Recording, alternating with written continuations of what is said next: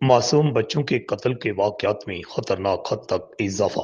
गुजरात के सरहदी इलाका बिम्बर के गांव मोड़ासदा में चचा ने 6 माह की मासूम बच्ची को छुरियों के वार करके कत्ल कर दिया, जबकि अपनी मां को भी छुरियों के वार करके शदीद जख्मी कर दिया। इत्तला मिलते ही बिम्बर पुलिस मौका पर पहुंची और मकतूल बच्ची की लाश कब्जा में लेकर पोस्टमार्टम के लिए अस्पताल पहुंचाई, जबकि शदीद जख्मी खातून नसीम बीबी को अस्पताल दाखिल करा दिया गया। बताया गया है कि अब्दुल जलील नामी 24 साल एक नौजवान ने अपनी मासूम भतीजी, जिसकी उम्र सिर्फ 6 माह है, फातिमा को पहले छुरी से बेदर्दी से जबा किया और इसके बाद उसके जिस्म पर भी छुरी के कई वार, जिससे वो मौका पर ही जिंदगी की बाजी हार गई, जबकि अपनी मां को भी छुरी के वार करके शदीद जख्मी कर दिया।